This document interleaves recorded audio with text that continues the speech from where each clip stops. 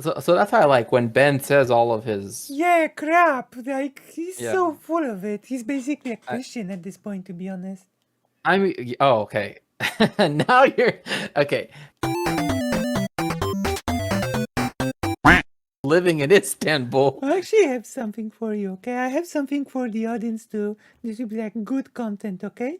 Because this Okay. ties to everything we're talking about, but this is actually really like a segment topic, or segment worthy topic, okay? And that is how, for a supposed very devout Jewish person, Ben Shapiro is really full of shit, okay? You know, when Ben Shapiro says that any culture or any thing that buys into the quote unquote gender ideology and doesn't see it as a binary is full of shit. Ben, Judaism recognizes more than two genders. I mean, literally, Hashem uses they them pronouns. Yeah, and Ben even Ben even like quoted the Torah incorrectly when he said when he tried to enforce his bigotry, but he did the quote correctly when he said they create God created the man and woman, which was describing Adam. Adam was created both man and woman, you know. And then an aspect of Adam was divided, and Adam was divided into two equals, you know, Hmm. man and woman. There was no Right. rib, no. The rib is like a mistranslation. Yes, it's It's like literally. it literally says like from his from this side of his body. Yeah, from the which means like an aspect of Adam was divided. Yeah. And this is like even this goes even more interesting that there's this whole thing when people say Eve lied to Adam and seduced Adam, you know. And Yeah. apparently, like in the is like a Judaism tradition, like Adam knew perfectly well what was up, but chose to eat the fruit because he did not wish Eve to be punished alone. You know. Right. And you know, it's funny It's like because a I've actually heard. companionship. Right. I mean, like, and this is where there's that strange translate. Especially, I actually have a really old copy of the King James Bible right here.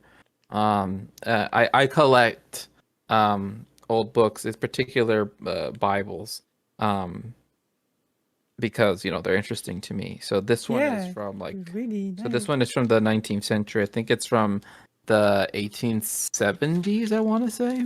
Mm-hmm. Um, and yeah, when it actually comes to, you know, created man in his own image, blah blah blah.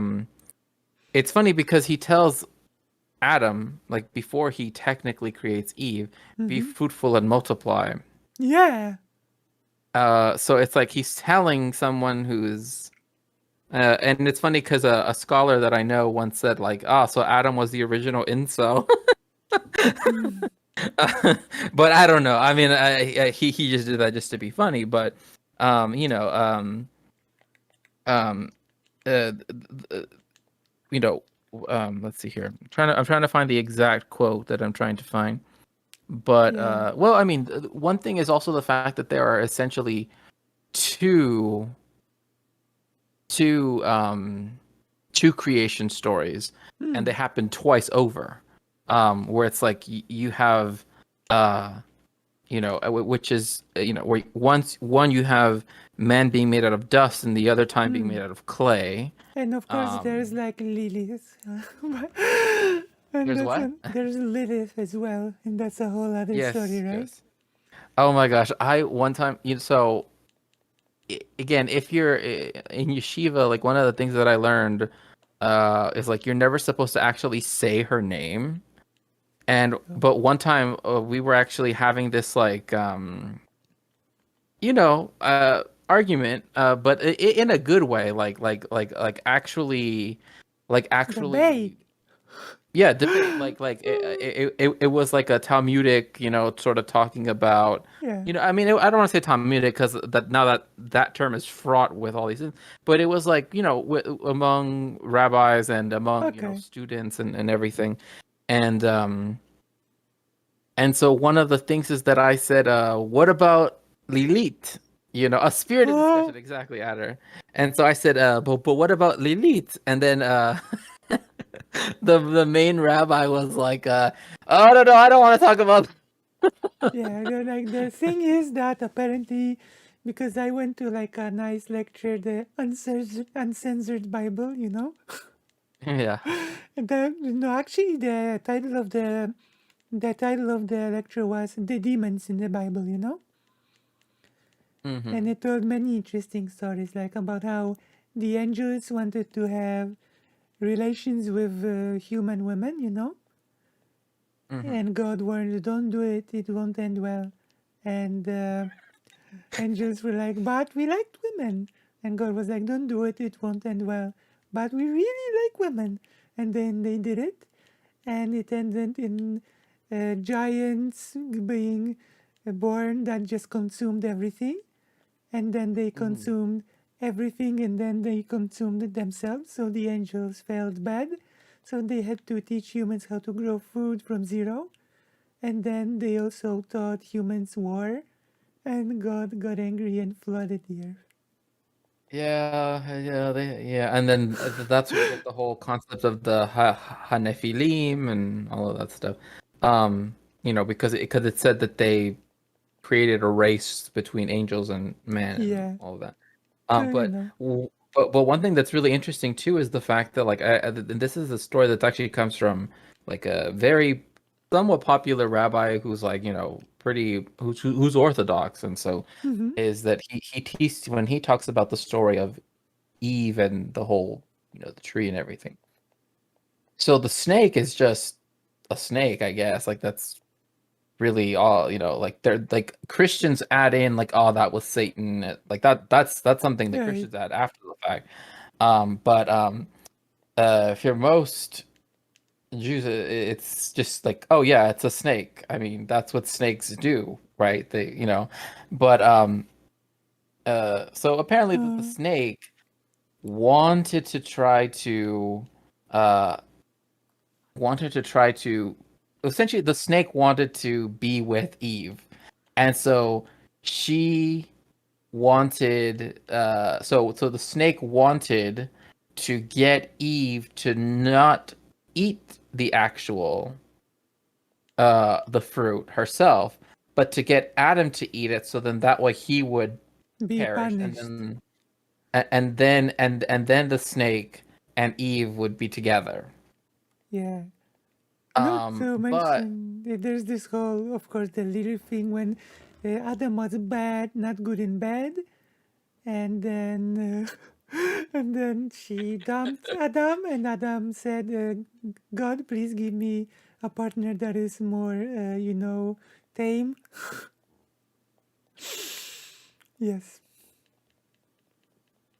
yeah, yeah, there are so many stories like uh, uh true. But this but brings me back to the fact that Ben Shapiro is like full of crap, because he says he spouts all of that, um, anti-LGBT crap, transphobic oh crap, yeah. and for example, there's the official Polish Jewish magazine, which might Hmm. be a funny title, but it's literally called the Jewish Magazine, and in the magazine, it was said that you are probably familiar with the uh, Sadir, yeah, the prayer book, Sidur, Yes. Sidur, Sidur, yeah. yeah, that there's like the Sidur on the internet that's made um, to be act like more um, it's rewritten to be more accessible for non-binary people. Hmm. You know about the project? Yes, it's a part of the Sephoria project too, right? If I Yeah, remember yeah, correctly. yeah. So Yeah. there's that, And also the Jewish Polish magazine wrote that there's a group of rabbis that do a whole reinterpretation of the Torah from an LGBT lens, you know? Hmm. And that it was like, for example, concluded that Abraham had some uh, gay tendencies, you know? Well, see, there's actually a yeshiva that is now open in the United States, and it's been open for some years now. I can't remember its name off the top of my head, but it teaches like everything through a queer lens. Yeah, like Like there's a whole group of rabbis that just do the interpretation of the Torah from an LGBTQ lens. And also the magazine itself was really trans rights, and it printed at least a few in the issues that I read, trans stories, you know? right, and not only that, but I mean, I think to me that's wonderful, and I think to me that's one thing I wish is that there wasn't such a heavy center of gravity when it comes to Jewish culture that Mm-hmm. is centered around Israel in particular. Yeah, I've always wanted the United States. I mean, and I say the United States just because it's the, second largest or largest actually Jewish community in the yeah, world presently, and that is that I wish that there was, you know, Hebrew presses and Yiddish presses and all of this stuff, yeah, and that we could go back. Well, not go back. I think that no, that would be putting it incorrectly. But I wish that we could embrace Jewishness again in this more open way, how it used to yeah, be, like right? Like, um the Jewishness that is, how do you say, country agnostic, you know? right. And to me, like that's one of the things is like when you have, I mean, like, there's already a whole literature scene and a whole, but I dislike how, if like the main books that tend to be published in the United States that are Jewish are either they're aimed at the general American market Right, or or they're kind of like self-referential like religious books right. and then even then a lot of them actually are printed in Israel Which is why, and which is mhm. why I say that there's like this is like the interesting position that Poland holds when it comes to this, because even though a lot of people were killed and a lot of people left, there is still this lingering culture, you know? There's still this lingering sort of spirit of Jewishness in Poland, like of not just religion, but also this sense of being Jewish, of this like sort of culture of being Jewish, this many like cultural aspects, if that makes sense, you know, which are and see propagated. and those were actually important concepts for Judaism Yeah, or it's like Jewishness for so long. It was only like with there are those funny stories about there was this person that joked that my parents left to Israel because of anti-Semitism, and then they returned like to visit me, you know, and I'm like, and at night, in the middle of the night, they heard banging on the door, and a person screaming, "Open up, you effing Jew! Open up!" You my know, gosh. and Yeah. and and the person said to his parents, "No, no, that it's a Jewish person banging on the door. It's fine, you know. It's just, you know, one of those things. It's just like this inner humor, you know." And they were like, Mm-hmm. "What the hell?" Yeah, like I almost don't even know what to say to that because that's just like, It's like this yeah, strange, like inner humor, you know, that yeah. I mean, people no, I mean, I sometimes just totally get don't that. may you know find it like a bit difficult, you know. No, no, I totally get that. But there And is like this, there is this culture of humor that is a bit self-reprecation, you know. oh yeah, for sure. I mean, it's funny because I remember once, and they said it in a joking way, but they said like the one thing that Jews never talk about is about being Jewish, and the one thing that Jews always talk about is being Jewish, Yeah, yeah. and so it's this way of kind of putting that out there, and it's funny because it's like in a way it's kind of true. It's like but anyway, I see some of your chats here. So an Entropy fan, so Hanachash that existed at the time was walked upright, so it had feet, or at least Oh that's yeah, the one. punishment that like God gave us, like taking his away. Yeah, exactly. And they could talk. In fact, Adam could talk to the animals. Like that was Yeah, thing. like when he's like there is this belief that like in the Garden of Eden, like they could speak the language of like heaven, essentially. That's one way to think of it. And because of that, like the animals could you could comprehend them, and that's also something we lost, like because now we have to use animals for work and for all of these things. Like now we have this dispossession also of that which is it was also part of creation. So yes, it would have had vocal cords and all of that stuff. And let's see here. So that's interesting. So she sacrificed to stay with Adam. Yes. So one way how the story is told is that she realized what the snake was trying to do, and in order to make sure that the snake would never do that to her again, she was like, and that she would, and like essentially saying like, um showing the amount of love that she had for Adam, that she was willing to eat the fruit uh, for two reasons. One, to make sure that the snake never got her, and then two, to make sure that Adam at the very least survived, right? Yeah, and then So it's he understood what was going on, and he wanted to be a companion and be punished alongside.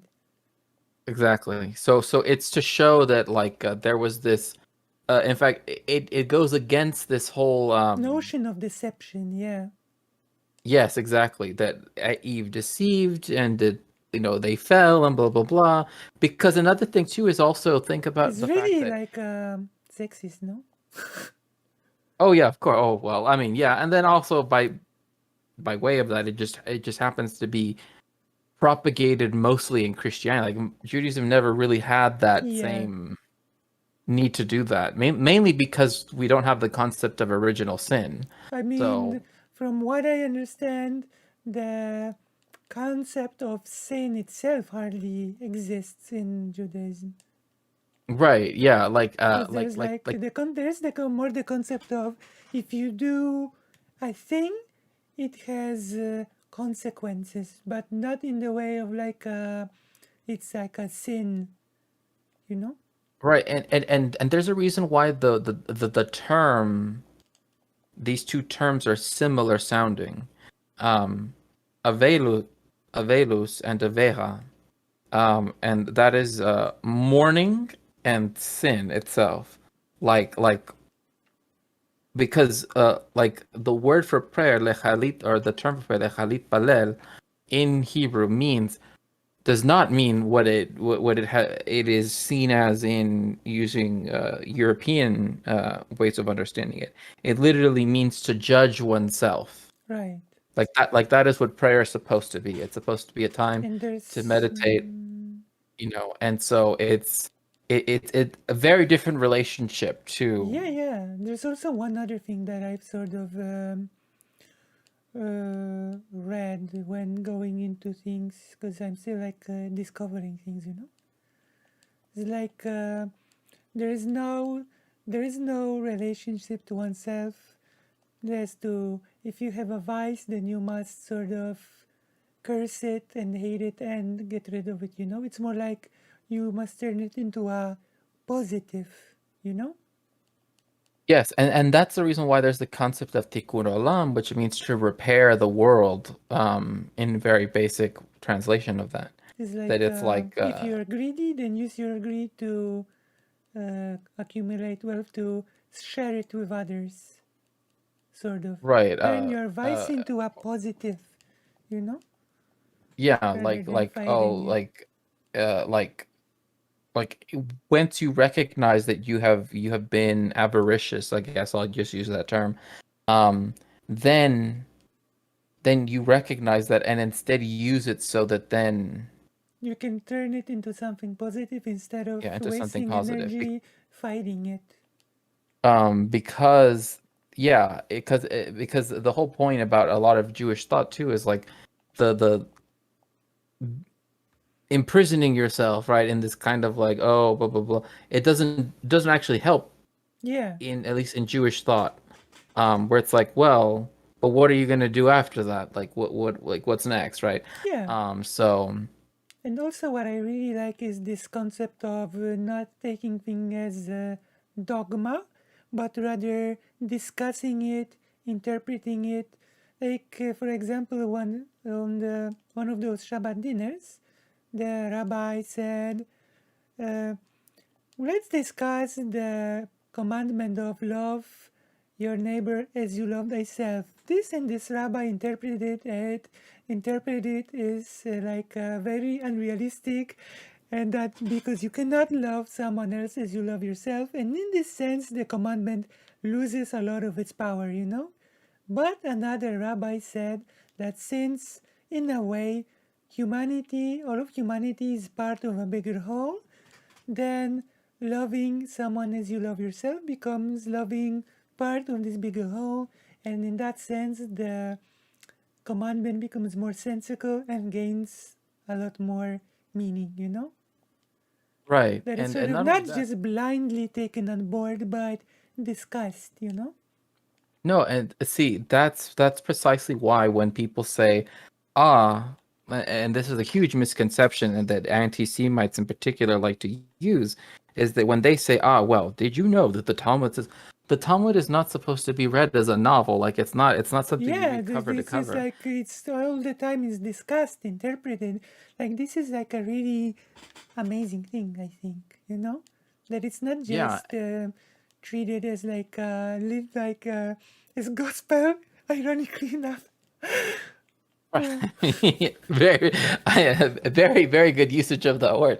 But no, no, yeah, exactly. Like if you read anything, it says, well, like for like I, oh, and yeah, sorry to interrupt because this like um, people don't realize this, but the structure typical of like the um, Judaism text is like you have this small box and there's this text around it, and the small box is the original text and the text around it is commentary.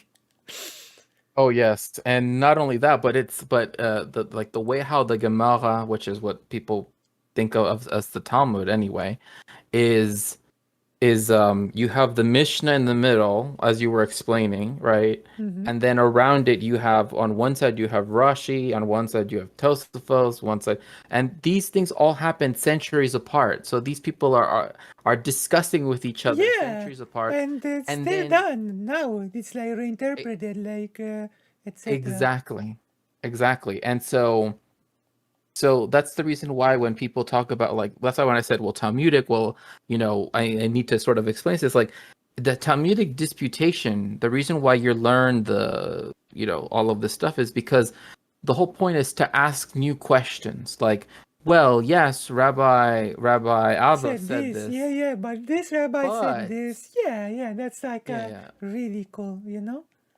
I Right, really but like it's it. like, okay, fine, but he's referencing this rabbi who says, ah, well, in the land of Greece, blah blah blah blah blah, and it's like, well, how do we apply that to the to Poland or to the United States and Yeah. blah blah blah.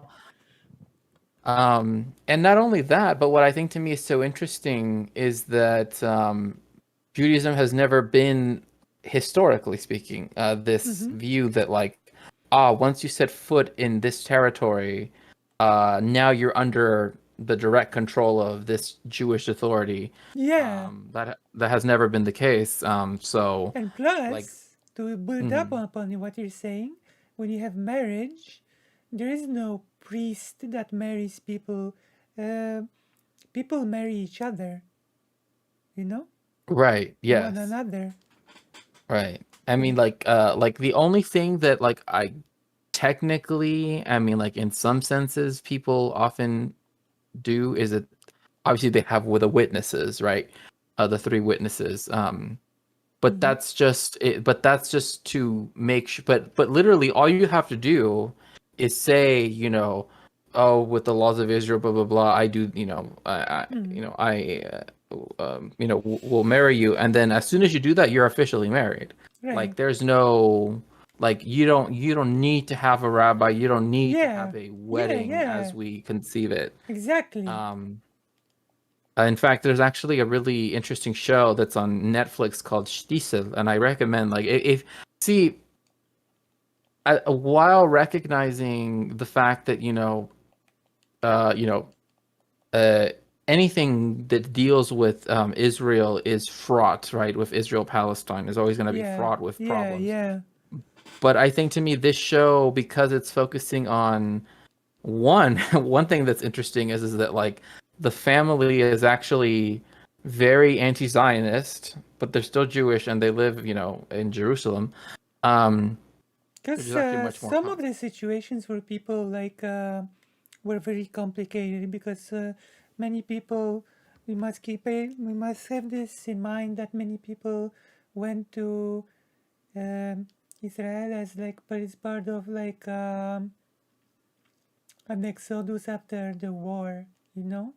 Right, exactly. And at that time, technically, it was under British control. Yeah, And that's what I'm saying. Like, it's really complicated. Like the famous the Jewish writer, you might there's Zinger, right? yes, Isaac He Bashevis Singer. wrote Yes. oh nice the estate and a few others. He first lived Hmm. in Poland, then moved a bit to the Israel, and then to the U.S. finally, right? Yes, and it's funny. One of my favorite stories by Isaac Bashevis Singer is Yentl, which has been made into a movie. Oh yeah, Uh, yeah, that sound familiar. and I mean, I trust me, I love the movie. I think it's great The personally, books are but great. but it's interesting because that movie questions gender identity. And this is like written like in the 19th century or like the early 20th century or something Yeah, like yeah, that. yeah, yeah, yeah. And so it's like you already are having, so that's why I like when Ben says all of his. Yeah, crap. Like he's Yeah. so full of it. He's basically a I Christian at this point, to be honest. I mean, oh, okay. Now you're okay. Yes, I've often said that it's like he is so close to being an evangelical, like some, I mean, kind of like how Dennis Prager is essentially an Yeah, evangelical like Christian. if you claim to be Jewish and you keep talking about Judeo-Christian values all the time, then I am. That's sus, I mean. But you see, what's so funny is that term Judeo-Christian was used as a way to try to make Jews feel like, well, now you should just convert to Christianity Yeah, because like we actually uphold those values, blah blah blah, that you think are unique to you. So it was a way of saying the Jewish people are not unique. Their culture, their real, yeah, whatever. Again, and so it was an anti-Semitic thing, and yeah. now And it's. now Ben is like, oh my god.